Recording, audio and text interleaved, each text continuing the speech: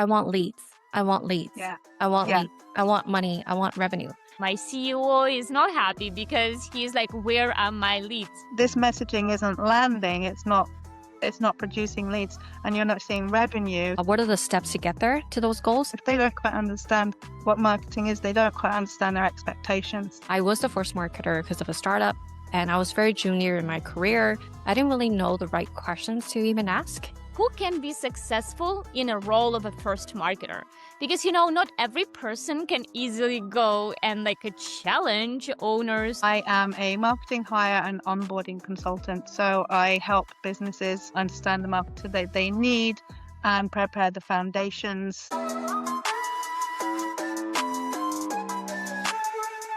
Hey everyone, welcome to another episode of SaaSy Moms. I'm Wendy. And I'm Anya.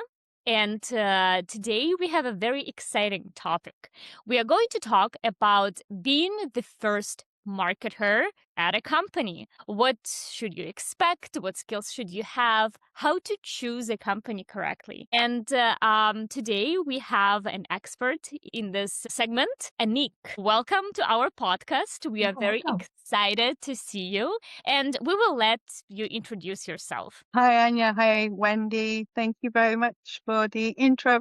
I'm Annique, and I am a marketing hire and onboarding consultant. So I help businesses understand the marketer that they need and prepare the foundations that they need to create for the marketers to succeed, as well as help them understand what their 30, 60, 90-day onboarding plan and expectations are when the marketer comes on. So the marketer can hit the ground running and they have it mapped out in front of them, and not just a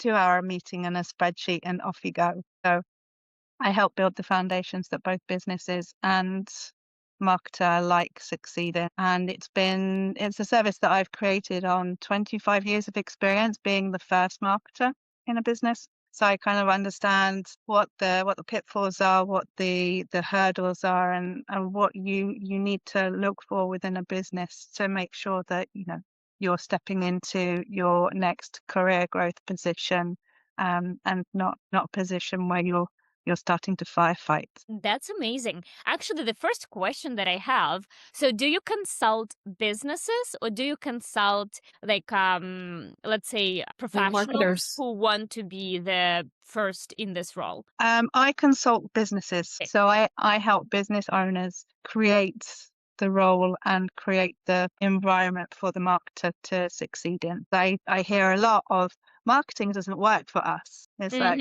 okay, that's not a thing. There's some issues there. I have marketers that are going for first time roles come and ask me, what should they be looking for? What the kind of questions that they need to ask in an interview that will actually flag up whether or not the business is ready for them or not. And then I will give advice to that. So I have not coached, but I have given short advice to people getting ready for interviews themselves. No, that's really neat. So what kind of businesses usually is it like? Are they, at the stage? What stage do they usually want to hire their first marketer? Like, what kind of businesses? Usually, I tend to work with SaaS businesses, and they tend to be at that level where they've plateaued and they need to take the next step and hire a marketer to push that growth forward. I do sometimes also deal with SaaS businesses that are like right at the beginning, at the startup, and help them understand how to start with the foundations that they can build on, ready for marketing. So, for example, last year I was talking to a SaaS business. They created their product. They weren't quite ready to launch yet, but they wanted to start understanding what they needed to take into consideration before they did, so they could build marketing properly, or start from the foundations up. That is the best time to start thinking about this kind of thing, because it helps how you structure, how you build, how the SaaS company grows. So, for example, with this company, they were just finished building a SaaS product that they wanted to distribute through third party distributors. And one of my biggest questions I had to them was like, okay, that's great, but who's gonna own customer service? So you've built this amazing SaaS product, you're putting it out there through distributors, you're going to need some kind of feedback loops coming in from the person who's buying it, and B, the actual end users of the product. So who exactly owns that connection? Because it's a really important connection for marketing to work from. So I do help businesses at that stage as well. Very, very neat. Well, my experience, I actually came from a lot of startup as well before, growing my career. So I'm actually really curious, like, how do you consult like a owner? Like I'm an owner, a small business. My product is my baby. I really want it to grow. I want to take it to the market. Like, what would you advise those business owners? To really understand who their audience is. So not just broad brush, but I want to launch it worldwide. Okay, that's great, but it's like your messaging is not gonna land the same in the UK, in Canada, in America, in Europe. Like, you're gonna need different messaging. So if you want to launch, where geographically do you want to launch first? So like narrow your audience down, understand who you want who are you talking to. And because whenever anybody asks me that, I always relate it to, you're watching an action film and you've got a bad guy there standing with an automatic machine gun just spraying bullets. How many people and then the good guy shows up with a shotgun, focuses, and he hits his mark. And it's like, that's what you want to do. You want to focus down so you are reaching the person. So first off, really understand who your audience is. And I might have got these the wrong way around, actually. Understand what your goals are. So what are your growth goals over the first year? Not just in, I want to grow my business to X amount of pounds or X amount of dollars, but also in, audience, how much percentage of an audience do you want to grow in? Once you've got that audience, how much like retention do you want to have from them? If you've got several variants of the product, what product are you growing first? Like, focus in on what your goals are as a business. And then once you understand what your goals are, what your audience are, if you can understand where your audience is going to be, then you can start extrapolating what you need from a marketer. I mean, I know a lot of great generalist marketers. There are some really, really good ones out there. But as we all know, marketing is just like huge. It's a skill set that's got so many disciplines within it that you need a generalist marketer with strengths where you need them. So it's about understanding those goals and then mapping those goals to the marketer that you need, and then you can create a job description.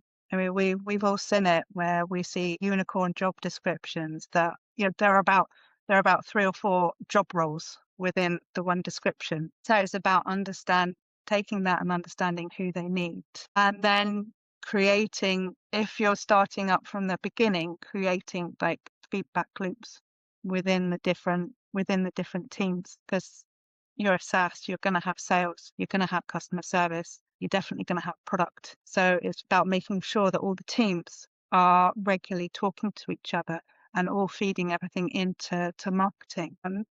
Because I think from my experience, that's one of the places where that founders miss, is marketing outputs are contingent on inputs that are external from marketing. So marketing outputs are contingent on leadership inputs, on sales inputs, on customer service inputs, on product inputs. So only marketing will be an amazing growth engine if all of those departments are talking, and if you've got them collaborating from day one. So it's making sure that that's in place. And then obviously you've got the systems that marketing needs to support it, your CRM system and everything like that. And then finally is mapping out the role, mapping out the first 30, 60, 90 days from an onboarding perspective. So what are your expectations? And this can be a tricky bit, because if the founder doesn't quite understand marketing, because my husband doesn't understand what I do. It can be a little bit like voodoo for some people. If they don't quite understand what marketing is, they don't quite understand their expectations. So it's about sitting down and making sure that they've got their expectations mapped out. If they expect the marketer to come in on day one and start delivering results when the processes and the systems aren't in place, then that's when expectations start not being met, and it starts to create friction between the founder and the marketer because expectations. So it's like really solidifying the expectations over that time period. That's interesting, because I mean, being the first person in a role, it's an interesting even personality of someone who is going to be there, because personally, like, I think I don't like that as much. But the interesting point is, like, as we are talking and like, you explaining some infrastructure that you help companies to develop before even doing the hire, it makes sense. But for some reason in my head before this call, I thought that all of this kind of should be done by a person who actually joins a team. So basically in my head, this was the process not before you hire, but more like, hey, at first let me hire someone who is experienced, who is great, and then this person will then, like, I don't know, polish up my ideal customer profile, will develop their own like 60, 90, 120 day plan, will help me understand what my inputs and output is. So have you seen this to be like the other way around, where actually a person who was hired was successful in doing so? And what is your take on it? Yeah, both way rounds can work equally Okay. as well. But it's setting the founder's expectations. So if they want the person to come in and build this and set the foundations, and they need to understand that the marketer's going to come in and they're not going to output right away. Okay, yeah. So they're not. That the founder needs to have those expectations. So it's like, okay, I want to get a marketer. These are my goals. This is what the marketer needs to have. I want them to decide, the best CRM platform for our needs. I want them to decide like the best like meeting frequency and what should be discussed in the like feedback meetings I was talking about earlier.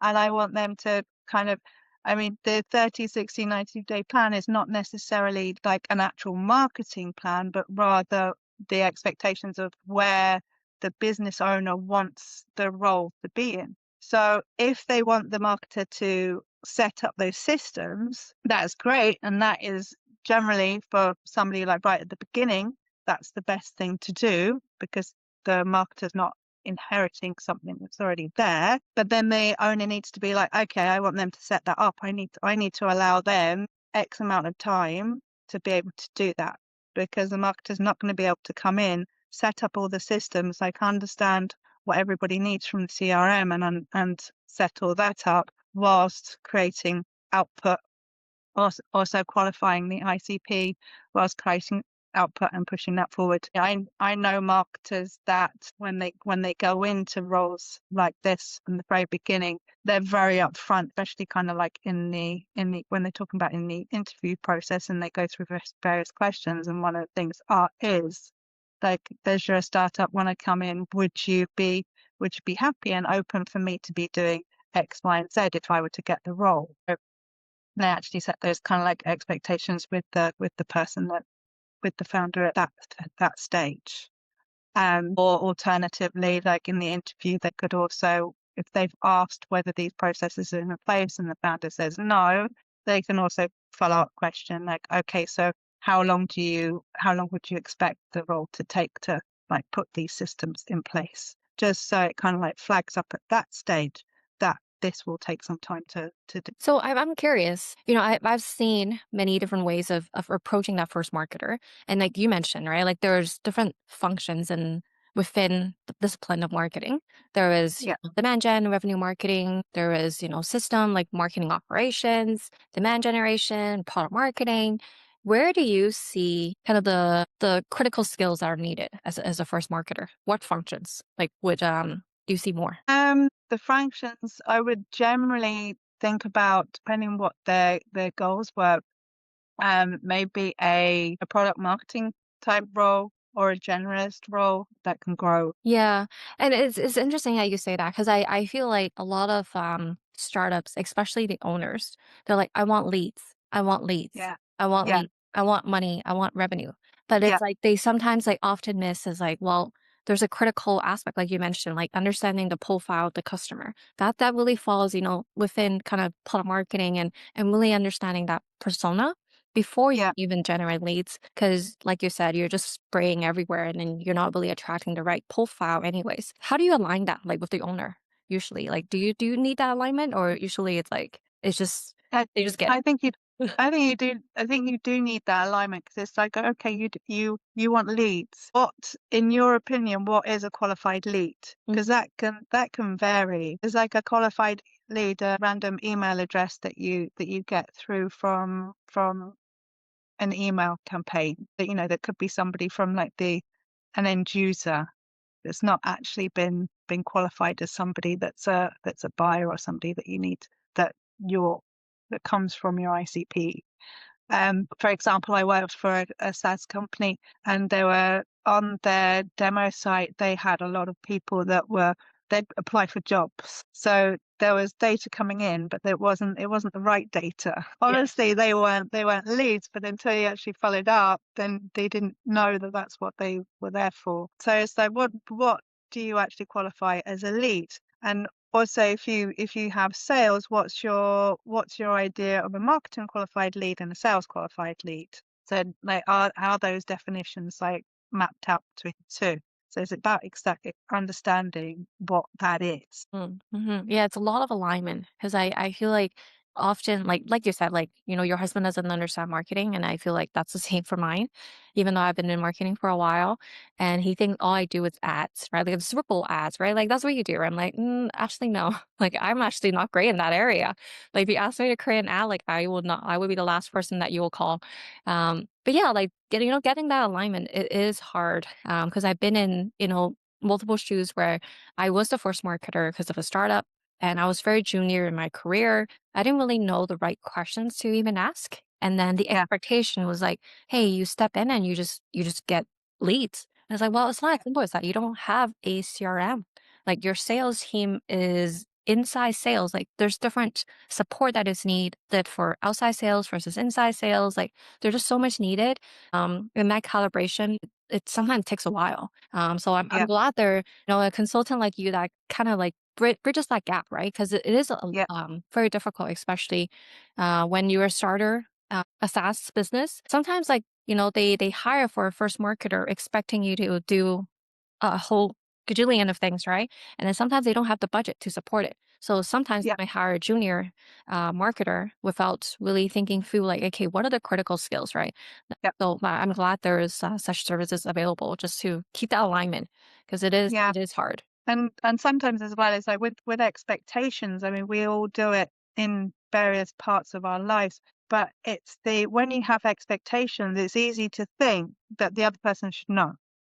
Yes. Especially when it's like you're a founder, this product's your baby, and it's just like, well, of course I wanted you to do that.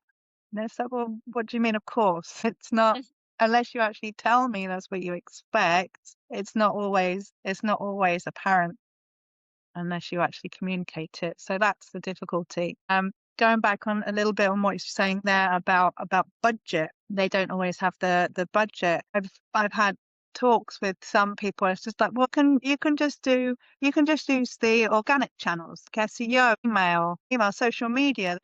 They're free. They don't cost much. Does because it costs like the manpower behind it that's Yeah. managing it, that's creating the content, that's like constantly managing the website to keep the SEO up to date and keep the momentum going on that, because it's not SEO is not a love it and leave it Correct. thing that's going to work for ages. You need to Yeah. work on it constantly. It's like a weekly basis. So okay, the end bit might be free, but you need somebody with the skills to drive that forward and to like make it part of your pipeline successfully rather than just randomly putting a post on social media without any follow through. Yeah, yeah, for sure. It's the strategy behind it that Yeah. matters more than just, another page on the website or whatever it is. That's But really interesting. Um, you know, I want on this topic, I just have one question. I'm sorry, because, like obviously we are talking right now to you, Annique, and you are helping companies to breach this alignment. But like I'm a business, like most business owners, they don't even like get the service like that, right? So let's say I'm a marketer and I'm coming into a company, and as you mentioned in your previous example, I discovered that the lead like I can't even generate leads because let's say the inputs are wrong, or the data that we are gathering is wrong, or the leads, like the data leads themselves, are not right. So I need to do this alignment, and I need to somehow buy a CRM. I need to build this infrastructure, and my boss is not happy. My CEO is not happy because he's like, where are my leads? So how do I, like, what are the maybe framework, or what are the questions, or what is the document? So what do I need to do to actually convince my boss and to market myself that, hey, I'm doing the right thing. You just have to wait for 2 months. Like, so what, like, is there anything I can do in this position? Well, I think the one of the things, if they're not getting leads, if they've mapped out the ICP and they're not getting leads, one of the things that you can do is, like, as a marketer, is sit there and say, well, this is your ICP, this is what we're doing, this is the messaging we're going forward with. This messaging isn't landing, it's not producing leads, and you're not seeing revenue. So because this message isn't landing, we need to go back. We need to revisit the ICP and our messaging, and see what's conflicting. So we need to go back and fix it first. It's like a car. You can't get a car. You can't drive a car if the engine's not working properly. So it's going back and diagnosing what's wrong before you can move forward again. Another thing is that, like, if you need to put in collaboration processes, it's just like, okay, we need to go back. If I can talk to and sit down with customer service, I can sit down with sales, and we can, like, look at the ICP and see who our customers are, who sales are actually talking to at the moment, and what their needs are, and what their messaging is, and what's actually resonating with the people that they're talking to at the time. Then we can use that to feed back into what I'm doing. So, and then that kind of conversation there would actually prove to the founder, they're like, okay, well, maybe we need to have processes in here. So, and I need to support those processes so everybody is talking to each other. Okay. So basically if I'm a marketer in this position within my first like 30 days, it's important for me to gather like data and proofs that whatever I think is not working is really what's not working, and to then kind of engage in testing, I guess. Yeah, if the founder is not open to the idea that we need to go back and look at it again, then it's always best to kind of back it up with data to show, you know, why it's not working, and kind of like where it's broken. Yeah, I'm hearing a lot of just like alignment. I think it's also the education, Yeah. right? Because as a first time business owner, like you love your product, you love this is kind of your baby, right? So it's like Mhm. that kind of clouds everything else. And then they're Yeah. just, I want this to work, right? And I get it too. So it's like I feel like there's a lot of alignment from the hire. It's like, okay, what is the critical things that is really needed? And then it's like, okay, what are the steps to get there to those goals? And if Yeah. the steps are broken in any ways, then you have to like kind of look back on like what can I further improve? Because like even like Anya, to your question, like even the like what's not working, there's so many different factors that could not work. It could be the messaging could not work, the channels might not Yeah. even work. Maybe that's not the Yeah. right persona, or maybe not the right like country. So it's just Yeah. like I feel like there's so much alignments throughout so many of these steps that is Yeah. critical, right? Yeah. Yeah, I'm actually curious, like, when you talk about like even the 30, 60, 90 days, like do you like set the expectations with the hire as well as the business owner, like kind of come up the plan together? Like how do you usually approach this? Well, I usually set it with the business owner, and then they can keep my services on. So when the hire comes on, then I can work Uh, with the hire and help them as well. So I do the two. It's very much down to, like you say, alignment and clarity as well. Just that everybody is clear, everybody is on the same page, everybody is working in like the same direction and everybody understands what like the expectations are, because that's generally where that falls down, Mhm. when it gets to the end of the 90 days and the company is not in the position that the founder was expecting it to be. So it's about Yeah. kind of creating synergies between the two. Yeah, because I've been a first marketer too, and then there was a lot of, like, assumptions that I had Yeah, to be, challenged as well. Usually, sometimes, like, the the owner would be like, "I really want this product to be called XYZ, and this is the segment I wanna go after, and this is the channel." And then you do your research, and it's, like, completely opposite of what you find, right? And then presenting that sometimes a challenge because it's like, "Hey, what are you to say? Like, you're this newbie that is joining the company, and you're challenging my assumptions." And so it's like there's a lot of, I think, education and like alignment that is needed throughout that to yeah, sometimes it's like that eagerness comes into play too, right? Like how do you manage that as well? yeah. Yeah. So like I really feel like the first marketer is a really tough job. So I'm glad there's your service to align that a bit. It is really tough. Well, Yeah, and it can be really difficult, especially when, I mean, it's they're the founder, it's their baby. They've built yeah. this from scratch. They put blood, sweat, and tears into getting investment, getting it up online, getting it going, kind of building the right team. And generally, when you're that emotionally invested in something, it can be really difficult to let go of ideas that you have for it, and ideas on where you want it to go, and how you want it to grow. So sometimes when the marketers come in and they say, "Hey, well, your ICP is not quite right. We need to look on doing X, Y, and Z." Sometimes it gets a little Yeah. bit like, "But that's not what I want to do. That's not what I was planning to do. That's not." But what do you mean? And it's really understandable because it is an emotional thing. But it's and I've worked with founders that have liked to have control. It's I think when founders make their first marketing hire, I think it's one of the hires that they need to let go of control more than any other hire. Yeah. I completely agree. I've seen so many times where, owners have like a perception of how they want to go to market. And Yeah. it's like sometimes it's not the reality. It might be too expensive or whatever it is, or like you haven't tested it. There's so much factors that go into it. So yeah, no, it's really interesting. Sorry, Anya, I think you had a Yeah, I comment. have just more questions because the Yeah. answers are very full, and I have like five questions aligned for every answer, and I'm trying to pace myself. But so I'm just wondering, what are the top three qualifications or personal maybe qualities this first marketer should be? I'm more asking like who can be successful in a role of a first marketer?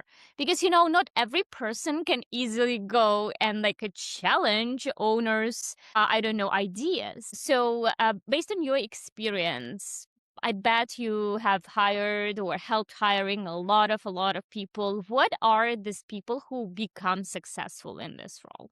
Can you give us characteristics? They have to be highly resilient. So they have to be able to deal with pushback. They have to be able to deal with you know, their ideas questioned, their beliefs questioned. Like you say, if they had to go back and say to the founder, well, the ICP is not quite right, we need to revisit this because this was why we're not getting the leads. They need to be able to communicate that. So they need to be able to be a strong communicator, and then they need to have they need to have the resilience to deal with the comeback from the founder to be able to push through, hold their ground.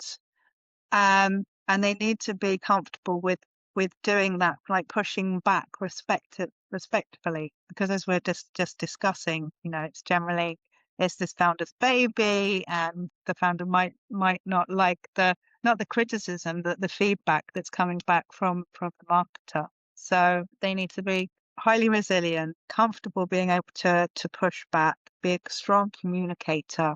They need to have a commercial mindset, so they need to understand about like revenue, not just about campaigns, but revenue, and understand the kind of like business model that the business owner is going for and the goals that he's going for. They need to be calm. So if they're up against a founder that they're trying to like shift thinking a little bit. They need to be able to kind of do that in a calm manner. The role of a first marketer is more closely related to a mini CMO rather than a marketing exec. So they need to be kind of like on that level, but not, you know what I mean? Yeah.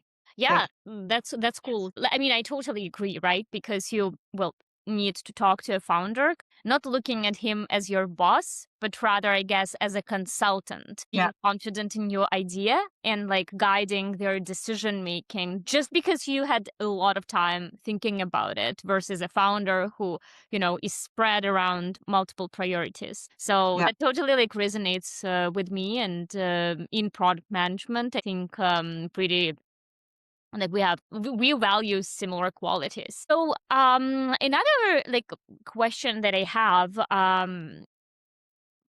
just in general, you mentioned, right? Like the company needs to, let's say, first of all, like understand the expectations that they would want this person to meet. If I am, let's say, I position all of these qualities that you have mentioned, and I'm like, okay, I want to be a first marketer, but now I want just to choose a company where it will be easier for me to do what I truly like. Can you tell me also from your experience, what are the signals or throughout the interview process that I can, as a marketer, grasp in order to understand if company is indeed set up for success and will have success in marketing, and as a result, I'm also going to be successful?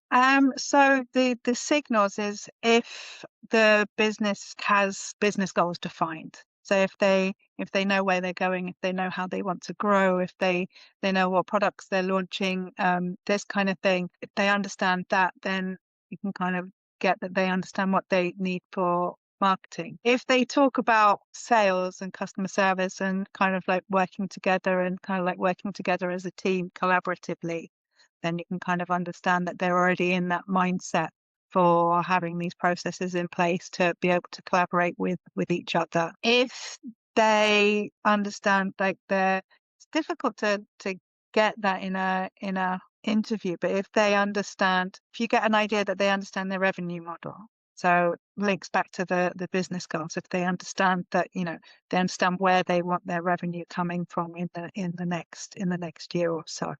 And if the founder is going to be accessible, so if the founder is talking in the interview, it's just like, okay, you're going to come on board. We're gonna onboard you, and then I'm going to be with customer service because I need to help them for the next few months. Then you know that you're going to come in and their founder's going to disappear, and you're not going to have their attention. So any kind of like flags that come up, which you feel that you're not going to have the founder's attention. I mean, you don't have to have it 100% of the time, but you need to know that the founder is going to be there to ask for any questions, and that you're going to be able to have access to them so they understand how you're taking the business through the journey. Because I think it's really important that a marketer can have that interaction with the founder, so the founder like is checking in with the marketer as they're growing.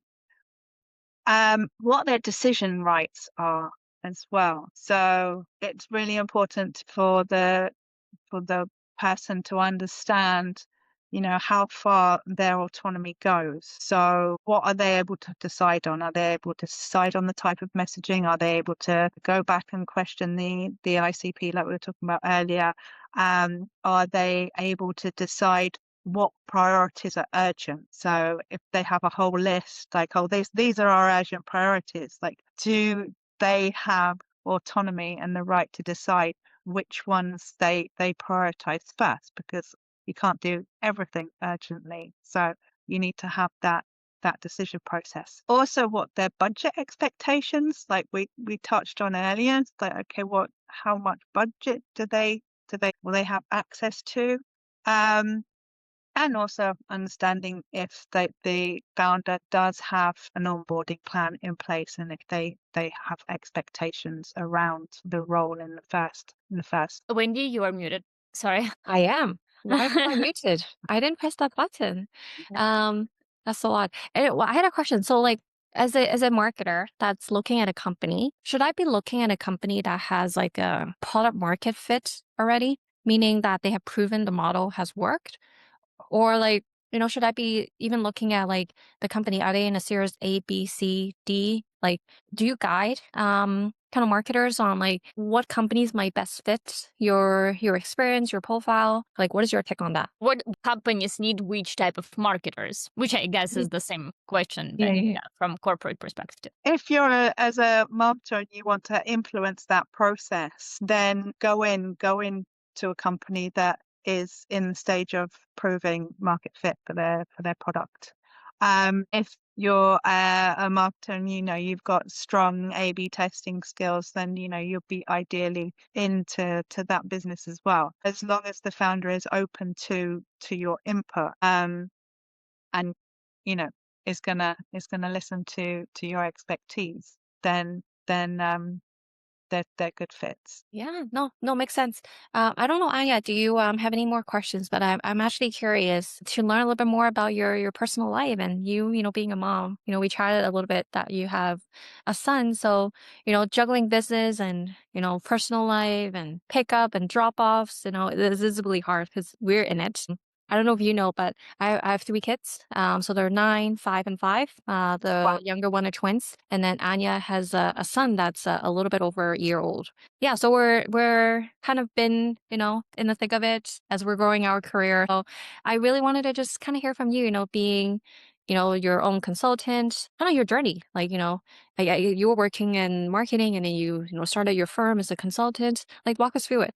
How has um it been? I also want so to add to this question because one of the most interesting thing about I think your journey specifically is that you work with those first marketers and also you became a first time mom. And I wonder if your professional and personal, path somehow intersect and you were able to find similarities between, these two. yes, I always weave in what I'm learning with my son to, like, how marketing works and how you basically onboard a new marketer. I always kind of use similarities and synergies. But I've been working in various different SMEs for years, and I was a consultant once before, and then went back to salaried. And when I was pregnant with my son, I was actually made redundant on maternity leave. And nothing untoward or anything like that. I still talk to the owner. We're still friends. And then when I came out, I got another job, but I couldn't find one that was like 4 days a week, which I wanted to be. So I went back full time. Um, and I didn't like working full time in that role. It was in a role, and it was a really good role. I had to work with the founder quite a lot because it was like sometimes it was respectful communication about like revisiting ICPs and messaging and things like that. But I wasn't kind of present with my son afterwards because it was a lot of work and working 5 days. So I decided to go back as a consultant again. And while I'm working, I kind of build in boundaries. So between my work life and my personal life. So I start work at a certain time and I finish work at a certain time. And I'm quite strict with those boundaries. So I have a good like family time, and I'm present with my family when I get back. So boundaries are really important when you're first time mum, first time marketer. And also I make sure that I work in, because it's really easy to get stuck in front of a computer all day and get engrossed into what you're doing, that you look up and you don't know where the day's gone. So I build in like stop points through my day. So I get out and I go for a walk and I do some breathing, and I you know don't sit in front of my computer while I'm eating my lunch and stuff like that. So I make sure that I eat. But I draw a lot of parallels between my family life and working when I'm talking to consultants, to founders. So for example, it's when you're kind of communicating and you need to communicate expectations and you communicate clearly. It's, well, how would you communicate this to your child?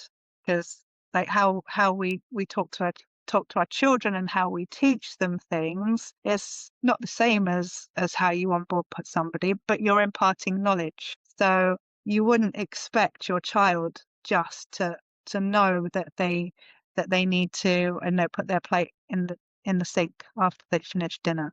You'd tell them that expectation first. So it's the same when you're onboarding a marketer. So you need to communicate your expectations just to your new marketer, just as you would a child. I also talk about, because we're a family of two countries. So my husband's Sicilian, and my son's bilingual, and so we put in a strategy on how to teach him the both languages as he's growing. I mean, we don't call it a strategy, but that's basically what it is. It's like creating an environment where he can learn about both languages. And that's what you do inside a business. You create strategies to help the marketer grow. So you put in place the foundations that they need for them to learn. So, for example, we speak to my son in Italian, so he can learn Italian. And we're in the UK, so he learns English when he goes to my mum's, when he goes to nursery. So he learns English there, and we had like clear boundaries between the two languages. So when your working life and your family life, there are lots of parallels that you can draw on as well. I also draw on them culturally. I made an example last year. Last year it was my mother-in-law's 60th birthday party, and it was like all these nonnas like turned up with dishes and food, and they were all in the kitchen busy. Nobody was really talking, but they're all just there getting on and doing it. They're all like pulling together, collaborating, and it's just like, that's how your business should be. Your team should be able to turn up and work like that to go together to like build and grow your product. Like her 60th birthday wouldn't have been the success that it was if she was just standing there alone doing it herself. Like took her community to create an amazing birthday, and it takes the different departments within a team different departments within a business to deliver a successful business. Yeah. No, I definitely resonated with the setting expectations. I need to remind myself more as a mom that I need to continuously do that. It's like something that I think it's a good reminder, because I think I do that in my work life, but I feel like sometimes I just skips my mind, and I'm like, why aren't you doing this? I'm like, right, I forgot to set the expectations. Like, you're not doing what I think you should be doing. I think I'm so guilty of that, especially for my 9-year-old, because he's older. So I have these assumptions and then expectations without giving him a clear I guess, like, alignment. So I think that resonated with me a lot. I think it just like, reminded me a bit as like, hey, I should be doing that more. Yeah. And there's another thing as well. It's like when you're raising kids, and you guys would know this, there are loads of times where you just feel completely out of control. Oh yeah. You want them to do something. You want them to do something, and they're just not doing it. So it's just like how to remain calm under that kind of pressure, and how to be able to like move through that situation. And it's like those skills that they make you feel like you're a UN negotiator. Like they transfer really well in the business place. Yeah. Yeah, no, So what are the tips? How to stay under calm and under control when you lose it? Let's brainstorm, or do you have anything to share? I bet everyone wants to know. I don't have a magic bullet. I just go back to breathing and generally distraction. Yep. So one of the things I try and do is move his attention to something else, and generally away from the thing that I'm trying to stop him to do. Yeah, what helps me actually, I noticed, because breathing doesn't help me when I actually see my child in this moment. I personally need to go to a different room because I feel like my eyes just need to change the scenery. Yeah. And then it takes me like maybe like a minute or like 30 seconds, I don't know, and then I'm ready to return. Because if I stay with my child, breathing doesn't help me. Even though like my child sometimes breathes because I'm together with him trying to breathe. So teaching him from very young age that, hey, breathing might help you. Actually, I have a personal question, quite unexpected, but we are also like a bilingual home because my first language is not English. English is a second language. I think you can hear that. So, what are your strategy to teach your son to speak two languages? Because I find it difficult, like, to teach him speaking Ukrainian or Russian because we are still communicating English with my partner, and it's very, very hard for me to like switch that language. So, any successes you can share? Maybe 1, 2 tips that worked well for you? Well, we both speak to him in Italian. And it's been difficult for me because I'm basically learning Italian as I teach my son Italian. So Okay. like there comes times where I'm just like, especially if I'm trying to like help him through a meltdown where I'm trying to search for words in Italian and like my head's about to pop open because Yeah. I can't take it anymore. And I switch out to English, but I think for us it's just constantly being in that same language. I know at the nursery that he goes to, there's a family, the father's French, the mother's Italian, and she speaks English at the nursery. And I think it can be quite difficult because at home the father will speak French and the mother will speak Italian, and she understands both those languages, but she refuses to talk in any of those languages at the moment because, as far as she's concerned, English is the proper language. Yeah. So I think it's very much contingent on the child. But Yeah. I think it's one of the things that we say in marketing, it's all about consistency. So if you can hold the consistency of speaking in Ukrainian, in Russian, like all the time, then they will pick it up. But if you start to fall back into English, then yeah, it might not sit so much. In my sister-in-law is Danish, and she doesn't speak to the kids in Danish because of what you said. It's so easy to slip into English. I know. I have the same struggle. So I speak Cantonese, but only I do, and my husband does not. So at home, when I converse with him, it's in English, right? But I'm Yeah, trying to teach that language to my kids, and it's like it's just comes, first nature that it's like English just comes out first. So I have to make a conscious, remindness like that I have to speak in Cantonese when I yeah, but it's a struggle because they do understand it, and as they're growing older and older and they're becoming, have friends and all that, it's like they reply me back in English like by default. So it's just yeah, that consistency, I think it's at least like I'm trying to give that, more exposure is all we can ask for, and it's really up to the kid if they would, yeah. pick it up or not. Yeah, yeah, and it is really difficult. I mean, I think it's a lot about getting into the rhythm. So once you get into the rhythm, once you get into the habit of talking to them in one language, then it feels strange talking to them in another. It's I do speak to now I do speak to my son in English when there are other English people around me so that they can understand. But I don't do that all the time because it feels weird. Even though Italian is not my first language, and even though I'm still learning it, and it's easier for me to talk to him in English, it still feels a little bit weird because I've got picked up that habit. Yeah. Yeah, yeah. No, definitely. Well, I know that Anya was like really wanting to just have a final question that will just really talk about like the biggest question that I think we want to fully understand is really the team alignment. We talked about a lot of that, during the beginning as a first Yeah. marketer, having that alignment even with your kids, setting those expectations. Like, what are your top tips for someone that's like, okay, like I really need to be a successful first marketer? How do I establish that alignment? Like, what are some of your tips? And when you say team, do you mean team interdepartment? Yeah, sorry, the just alignment in general. I think this could apply with the owner, people that might have different teams that they have to work with, even with your kids that you need that alignment. Like, what are your tips in general for just alignment between the different people that you work with? I think especially as a first marketer, when you're going in there, I think it's really important to see or to set up a meeting like once a week with the different departments that you're going to be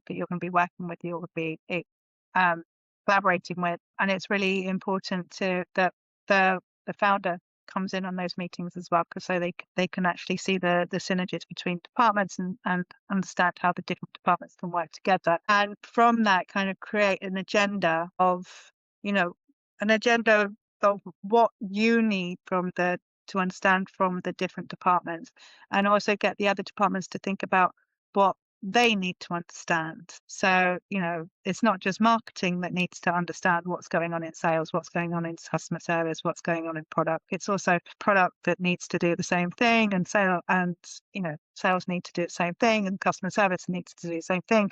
And it's about, okay, so how can we structure this? I generally call them like sprints at the beginning of the week. So we can all say what we need from each department, what we've learned that could benefit other departments from the last week, and how we can move forward in this week, and support each other.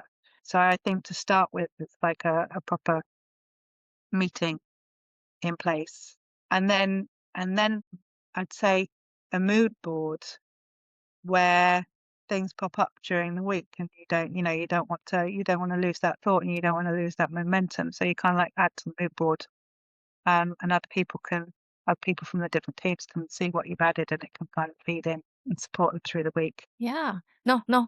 Well, thank you, Annique, for joining us. And I think you gave us our audience a lot of perspective on, hey, if you're thinking of being a first marketer, yeah, what do you need to do, as well as like maybe small businesses owners. If you have some thoughts on like, hey, I want to take my product to the next level. Now I need to hire a first marketer. What are some of the things that I need to look for in order to be successful? So I really appreciate, you coming on and sharing your experience and then feedback with us. And I love that synergy and parallel that you drew from being a mom as well as, in business. It actually helped me kind of remember even setting the alignment with my kids. So I really appreciate that. Yeah. My pleasure. It's been a pleasure to meet you guys. Yeah, absolutely. Thank you so much. And for our audience, we are excited to invite the guests for you guys. We are excited for, doing this podcast. So please subscribe, do send us comments, tell us what you like, what you don't like, so that we improve and we provide content for you that you really like. And then for those that wants to reach you, Annique, what's the best way? Awesome. Awesome. Well, thanks so much again, Annique. As Anya said, we look forward to hearing your feedback on this episode. If you have any questions for us or even Annique, we're happy to take them. So we'll see you next time. Thanks, everyone. Thank you.